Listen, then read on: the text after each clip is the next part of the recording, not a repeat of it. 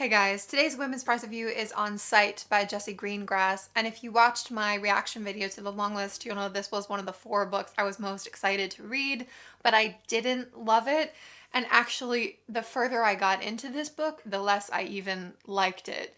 So I have some questions that I'll try to give possible answers, but I also think it's okay if a reading experience leaves you with open-ended questions. It follows an unnamed first-person narrator, a British woman in her mid to late 20s, as she's grappling with different life events. One is the death of her mother, another is interactions that she had with her grandmother as a child, and the third main one is the decision whether or not to become a mother herself. Now, the narrative leaps around in time, so you already know at the very beginning that she does decide to have a child, but you still experience the anguish of that choice and the process of making it.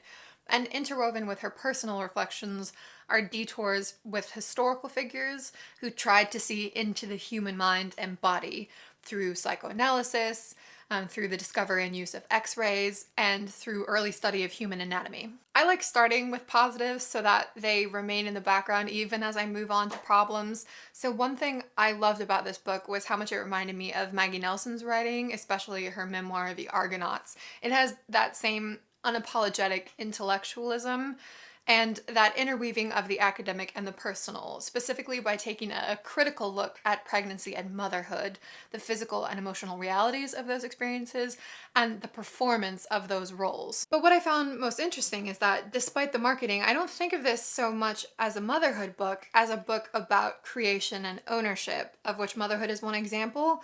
I enjoyed the historical bits a lot more than the surrounding narrative, but I do think that all of the narratives work well together thematically. And one early on follows Wilhelm Röntgen, who discovered X-ray waves. It says he had a manual dexterity that he would later use to make his own laboratory equipment, believing that it was with this intimacy of construction that insight might be bought. So it's this idea that your body instinctually recognizes what it creates, which of course is tied to growing a child. And then afterwards with parenthood, there's the question of how much you influence or construct who your child becomes. And this made me think of the phrase hands-on parent. In a later section with some anatomists, one of the partners, William, takes credit for work he didn't do, and the other partners are annoyed about this and question what fraction of the labor involved was William's that he should put his name so obviously to it. So first of all, we have the word labor in there, and there are birth words sprinkled throughout in non-birth contexts. We have conceive and cord, making you think of umbilical cord, that sort of thing. But also this moment subtly raises the question of what percentage of any creation, including your children, you can and should take credit for. And in that respect, it sort of all winds into Frankenstein territory too, in a way I really liked. I have issues with the writing, but there are lots of gems throughout. I loved the whole first page where the narrator's observing her young daughter. So one of those lines reads, "Once her thoughts broke like weather across her face, but that readable plasticity is gone, and she is not so transparent. Complexity has brought concealment." Then as she watches her mother dying in a hospital bed, she describes how she drifted in and out of a sleep that grew by degrees heavier and stiller, smoothing away her features as though it were an encroaching tide that would leave, at last, nothing but clean sand where her face had been. Like, what a gorgeous line that is. The last example I want to share comes when the narrator's thinking about how much more common death seemed before modern medicine, how inextricably linked with life, and she wonders what grief must have been like when that boundary was a curtain you could put your hand through, which is another stunning line. And I could read you a lot more examples of beautiful writing and fascinating ideas in here. So if all of that is true, why didn't I like this book? Lots of reasons, to be honest. A major one is that its gaze is relentlessly focused internally, which is intentional. This is about one woman thinking on different stages of her life and searching for answers to philosophical questions like the difference between internal and external existence, and the line between knowledge and understanding. And as I get into criticism, I'm aware of the different ways men's and women's self-examination have been framed historically. A man engaging with his thoughts and questions of his identity has been treated as a grand, symbolic, universal enterprise, but a woman doing the same is often perceived as petty and small and self-absorbed. Even acknowledging that, I did find both this narrator and this book as a whole relentlessly navel-gazing and self-obsessed, almost self-referential. There's a moment where, in reference to her younger self, the narrator uses the phrase solipsistic insularity, which was so funny to me because that phrase encapsulates the feel of this book. Solipsistic insularity. The attitude is very much, the world is unknowable, and I, in the center of it, am the most unknowable of all. There are a few things that contribute to this feeling. One is that we have almost no concept of who this woman is or what she does, which you could argue isn't necessary for this specific narrative. But I've increasingly found myself rolling my eyes at the kind of novels that place their protagonists in a bubble that in no way resembles daily reality.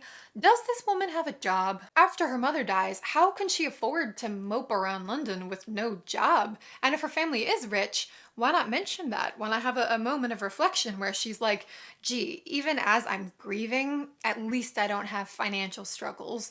And when she talks about going to take care of her mother, she implies that her life was interrupted. But we don't learn about any studies or career or even friends that she had. She's just a walking bubble. All of the philosophy is in here and all of the reality is out there. Like, who needs money for food and housing? And who needs the fulfillment of a career or friendships when you can just wander around and think about things, am I right? Another thing that got on my nerves is the fact that the few other characters, the mother, grandmother, daughter, and partner, are almost entirely portrayed and examined as an extension of the narrator. And again, part of this is intentional because the narrator spends time thinking about what it's like to be a child and not realize that your parents and grandparents exist beyond you, that there's a shock in learning that you can't access some parts of them. But as an adult, she still views her husband like a toddler views a parent. There is no thought to address his existence beyond how it specifically relates to her.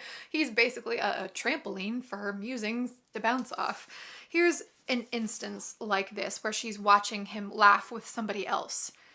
In the moment before he turned towards me, I saw him as a stranger, and I realized that he wasn't anymore, but had become in some small measure a part of my own life, a knot in the complicated tangle of utterance and experience, memory, thought, which made up my extended self.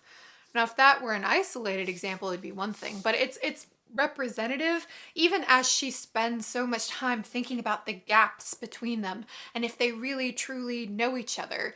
There is no indication that she sees him as an autonomous, individually worthwhile human. So we have a narrative that entirely consists of one formless woman looking at the world around her and considering how literally everything can be tied back to her internal monologue, and she's questing so hard for meaning to very little avail, in a way that's both self-aware and not. So a passage like this comes when she's lying in a hospital bed. To my left, Johann sat, bent into a plastic chair too small for him. We ought to be holding hands, I thought, but to reach him would have meant turning my arm uncomfortably backwards at the shoulder, and my reluctance to do so seemed a subtle marker of some already prevalent inadequacy in me, indelibly wrought, that I should put my own comfort first. Okay, mini story here. So in my high school psychology class, we had to take the 5-factor personality test, and my teacher told me that I had the highest neuroticism score he'd seen in 17 years of teaching. So that's some background, okay? This is me saying this. Homegirl needs to calm the hell down, all right? Like, these levels of angst, me not holding his hand represents the unbridgeable chasm between us.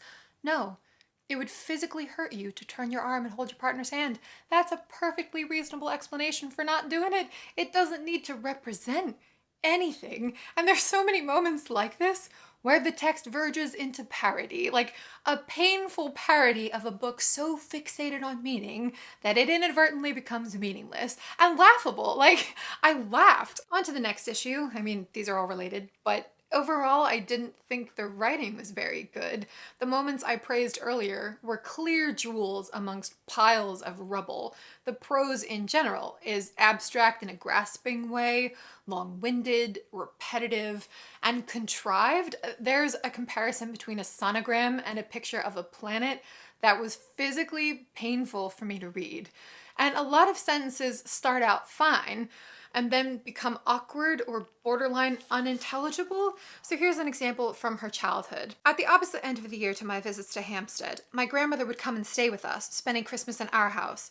10 days during which we tried to articulate our uncooperative bodies into attitudes of familial affection.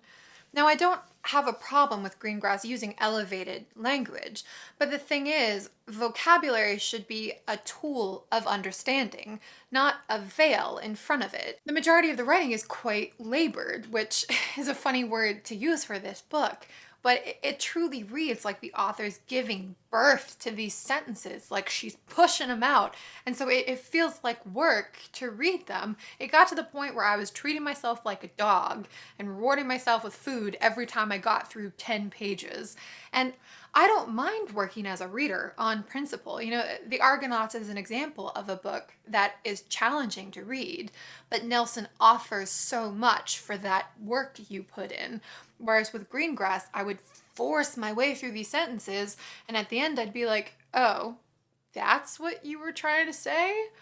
That's not really groundbreaking. And there's a moment where the narrator talks about being surprised that it's taken her this long to understand obvious things. But must readers be subjected to the same experience, like on an uber meta level? The thing is, I can't decide how meta this book is because, again, there are lines internally that seem to represent the reading experience.